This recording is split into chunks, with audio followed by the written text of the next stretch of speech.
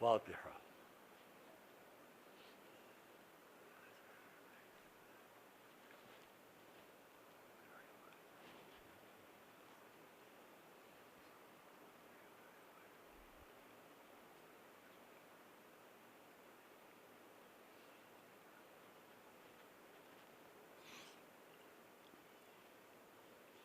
اعوذ باللہ السمیع العلیم من الشیطان اللعین الرجیم، بسم اللہ الرحمن الرحیم، الحمد للہ رب العالمین، والصلاة والسلام علی اشرف الانبیاء والمرسلین، سیدنا و نبینا و شفیعنا ابی القاسم محمد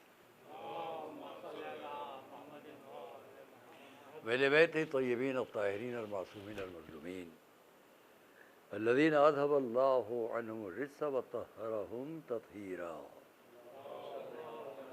ورحمۃ اللہ علی اعدائہم وقتلتہم اجمعین، اما بعد فقد قال رسول اللہ صلی اللہ علیہ وآلہ وسلم انی تارک فیکم الثقلین کتاب اللہ وعطرتی ما ان تمسکتم بہما لن تضلوا بعدی وانہما لن یفترقا حتی یردا علی الحوض۔ صلوات محمد علیہ۔ عزیزان گرامی، آج آپ کے سامنے ظاہر ہے کہ 17 جون ہے آج، اور ہم نے بہت پہلے، شاید 1 مہینہ ہوتا ہے، جب اپنی شدید علالت میں جہاں سب طرف ہمارے لیے مایوسی تھی، اور ہم ایک بشارت دیکھ کر، بشارت نما خواب دیکھ کر بستر علالت پر پڑے ہوئے، ہمیں نہیں معلوم تھا کہ ہم جو بیان کر رہے ہیں وہ ریکارڈ ہو رہا ہے اور جا رہا ہے دنیا میں، اور ہم ایرا میڈیکل کالج میں داخل کیے گئے، 25 دن ICU میں رہے۔ اس خواب اور اس بشارت کا یقینی اثر تھا کہ ہم بدترین حالات سے صحت یاب ہو کر آئے، اور ہم سے فرمائش کی گئی کہ ہم اسی بات کو پھر سے بیان کر دیں، اس فرمائش کے ساتھ کہ حضرات جہاں جہاں سنیں وہ اس کے ساتھ ساتھ ان کے لیے دعا کریں جو بیمار ہیں، ان کے لیے اصالہ ثواب کریں جو جا چکے ہیں، اور اس وبا کے ختم ہو جانے کی دعا کریں، مگر ان سب کا کے حدود کیا ہوں گے؟ نظر مولا حضرت ابوالفضل عباس۔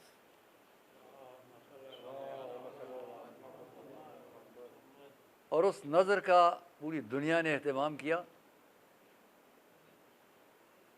جو ہم بیماری سے واپس ہو کے گھر آئے اور سب کی فرمائش پہ اس کو بیان کیا۔ اور میرا تو عقیدہ بہرحال یہی ہے کہ یہ نظر جہاں جہاں دی گئی، وہاں سے اس وبا کو سوائے فرار کے اور کوئی راستہ نہیں ملا ہے۔ ان تمام لوگوں کے لیے دعا اور تشکر کہ جنہوں نے اس پر عمل کیا، اور انشاءاللہ آگے بھی ان کا یہ عمل پوری دنیا کو اس بدترین وبا سے نجات کا موقع دے گا۔ سے 10-12 منٹ کی زحمت ہے اس نظر کو پورا کرنے کے لیے کہ ہاں میں اب اس لائق ہوں کہ آپ کے سامنے کچھ بولوں، اس عقیدے کے ساتھ کہ جو لوگ اس نظر کو اور اس قسم کی نظر کو بدعت مانتے ہوں، وہ کم سے کم اس موقع پر یہ تو مان لیں کہ ایسی نظر دلانا بدعت نہیں ہے بلکہ انسانیت کی مدد ہے۔ یہ سمجھ لیں آپ۔ جیسے کہ میں کچھ زیادہ نہیں کہوں گا، حضرت ابوالفضل عباس کی بات ہے۔ اس دنیا میں ہم آپ کوئی کہیں بھی ہے، اس کی ایک تمنا ہوتی ہے، اور تمنائیں ہوتی ہیں، اور آرزویں ہوتی ہیں۔ اگر میں بیان کروں ان حالات پر تو بہت وقت چاہیے۔ کسی نے بہت اچھی بات کہی، سمندر کے کنارے کھڑے رہ کر انسان اگر یہ سمجھے کہ بس یہ موج آخری ہے، تو اس کے پیچھے ایک اور موج ہے، اس کے پیچھے ایک اور موج ہے۔ سمندر کی لہروں کے خاتمے کا کوئی انجام کوئی کہہ نہیں سکتا۔ جس طرح ہر موج کے پیچھے ایک موج ہے، ہر لہر کے پیچھے ایک لہر ہے، ویسے ہر تمنا کے پیچھے ایک اور تمنا ہے۔ لیکن بعض تمنائیں انسان کی زندگی کا ماحصل بن جاتی ہیں، جن سے بڑی کوئی تمنا نہیں ہوتی۔ میں یہاں جس کا ذکر کرنے بیٹھا ہوں، چند باتیں کہہ لوں۔ بہت کم سنی کی بات ہے کہ ہمارے حضور گھر میں آ رہے ہیں۔ حضرت فاطمہ بنت اسد، یہ میں جو گفتگو کروں گا تمام دنیا کے ہر انسان کے لیے، خالی اسلام اور مسلمانوں کے لیے نہیں ہے۔ آپ دیکھیں، مدینہ منورہ آج سے تقریباً 1400، 1450، 1500 سال پہلے کی بات، ہمارے رسول اسلام کے چچا تھے حضرت ابو طالب، ان کی زوجہ تھی حضرت فاطمہ بنت اسد۔ بہت کم سنی سے انہوں نے پرورش کیا ہمارے حضور کو، پیغمبر اسلام کو، 6 یا 7 سال کے سن سے، اور ان کی تقریباً 50 سال کی زندگی تک، ہجرت سے 3 سال پہلے حضرت ابو طالب کی وفات ہے۔ اس کا مطلب اس وقت تک حضور کا سن 50 سال کا ہو چکا ہے۔ 7 سال کے سن سے 50 سال کے سن تک کس کی آغوش میں پرورش پائی اور کس کی سرپرستی میں پرورش پائی؟ جس نے رسول کی زندگی کو 50 سال دیکھا ہو اور 50 سال ساتھ دیا ہو، ہم اس کی عظمت کا اعتراف اگر نہ کریں تو یہ بڑی احسان فراموشی ہو جائے گی۔ حضرت ابو طالب نے 7 سال کے حضرت عبد المطلب کی وفات کے بعد سے حضور کو اپنے زیر سایہ لے لیا، ان کے حکم پر، اپنے والد گرامی اور خود رسول کی فرمائش پر۔ جو شخص اس بات کو سمجھے کہ ہمارے حضور کی زندگی کو جب بالکل کم سنی کا ماحول ہے، 5 سال 6 سال کا سن ہوگا، گھر میں آ رہے ہیں، دروازے پر ایک کھجور کا درخت ہے جو سوکھ گیا ہے، اندر حضرت ابو طالب کی شریک حیات حضرت فاطمہ بنت اسد اندر بیٹھی ہوئی دیکھ رہی ہیں، مولا علی کی والدہ، ابھی تک مولا علی دنیا میں نہیں ہے، وہ اندر دیکھ رہی ہیں کہ رسول کم سن چھوٹے چھوٹے قدم رکھتے ہوئے آ رہے ہیں، اور دروازے پر جو درخت کھجور کا سوکھ چکا تھا، دروازے کی دہلیز سے ٹھوکر لگی، سہارے کے لیے اس درخت پر ہاتھ رکھا، وہ درخت سرسبز ہو گیا۔ اس معجزے کو، اس کیفیت کو دیکھ کر حضرت فاطمہ بنت اسد نے کیا کہا؟ ایک دعا کی، اللہم ارزقنی ولدا ذکرا سویا یکون اخا لمحمد، والے مجھے بھی ایک ایسا بیٹا دے دے جو ان محمد کا بھائی ثابت ہو۔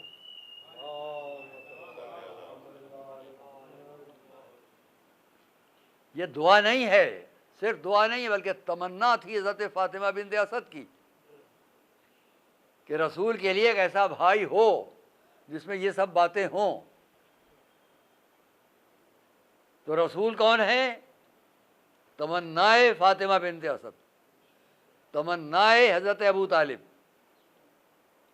جو رسول ان سب کی تمنا ہو، ان کی تمنا بھی علی بھی ہیں، ہماری آپ کی شہزادی فاطمہ بھی ہیں، اور ان کے دونوں فرزند امام حسن اور امام حسین بھی ہیں۔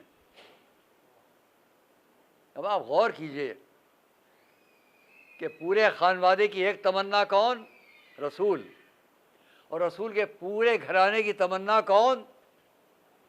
نام لوں؟ ابو الفضل عباس۔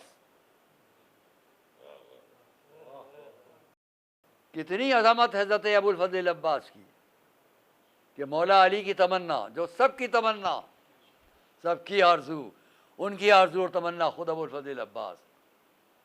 ایک ایسے خاندان میں شادی ہو جہاں سے ایک ایسا بچہ ہو جو حسین کی مدد کرے، وہ عباس۔ بس عزیزان گرامی، میں نے پچھلی گفتگو میں آپ کے سامنے اس با عظمت ہاتھ کا تذکرہ کیا تھا، جس کے بارے میں اس وقت نہیں کہوں گا، مگر اتنا کہوں گا کہ میرے اور آپ کے شہزادے ابو الفضل عباس کے یہ دونوں ہاتھ، ہم آپ سب مصائب میں سنتے ہیں، پڑھتے ہیں، کربلا کے واقعات تمام دنیا کے انسانوں سے کہوں گا، کربلا آپ جانتے ہیں، امام حسین کو آپ جانتے ہیں، مگر اتنا ایک اور سن لیجئے آپ کہ آپ ساری دنیا میں ایک علم کو بلند ہوتے دیکھتے ہیں، اس علم میں ایک چھوٹا سا مشکیزہ دیکھتے ہیں. یہ کیا ہے؟ یہ علم وہ ہے جو نشانی اس علم کی ہے جو کربلا میں امام حسین کے بھائی حضرت ابو الفضل عباس لے کر گئے تھے فرات کی طرف، تاکہ وہاں سے پانی بچوں کے لیے لے آئیں. یہ چھوٹا سا مشکیزہ کیا ہے؟ خیمے پہ آ کے پکار کر کہا تھا امام حسین کی بیٹی اور اپنی بھتیجی سے، سکینہ اپنا مشکیزہ لے آؤ، تاکہ 3 دن کے پیاسوں کو پانی مل جائے. کیونکہ امام حسین نے کیا تمنا ظاہر کی؟ جب حضرت ابو الفضل عباس آئے، آقا مجھے بھی میدان میں جانے کی اجازت عطا ہو، تو فرمایا جا تو رہے ہو عباس، لیکن خیموں میں بچے پیاسے ہیں. میں کہتا ہوں یہ خالی حضرت امام حسین نے ایک تمنا نہیں ظاہر کی، بلکہ اس جوش و جذبہ جنگ پر پہرا لگا دیا جو حضرت عباس کے ساتھ تھا. جنگ بعد میں ہوگی، پہلے پانی کا انتظام کرنے کے لیے چلے جائیں. اب حضرت عباس کی تمنا کیا ہے؟ بچوں کو پانی پہنچ جائے اور امام حسین کی تمنا پوری ہو جائے کہ اے عباس خیموں میں بچے پیاسے ہیں.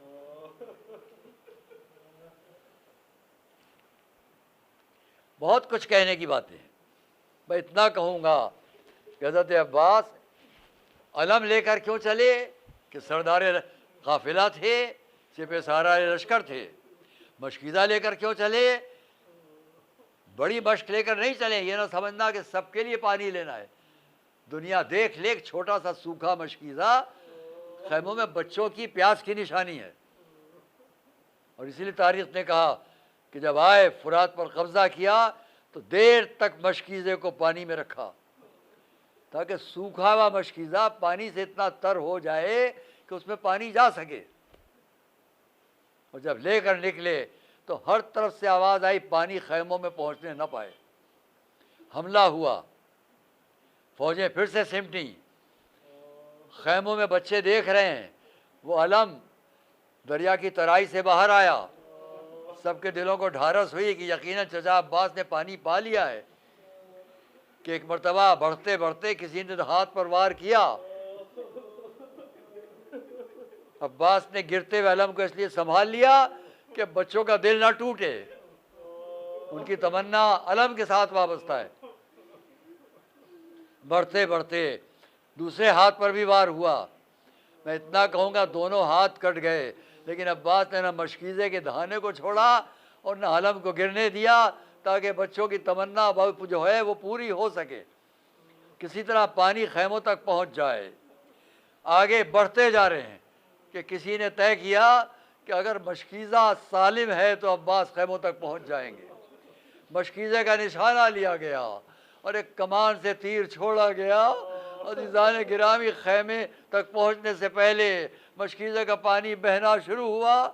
اب آپ دیکھیں کہ یہاں پر میرے اور آپ کے آقا ابو الفضل عباس کا فقرہ کیا ہے. ایک فقرہ جو میری پوری تقریر کا ثبوت ہے.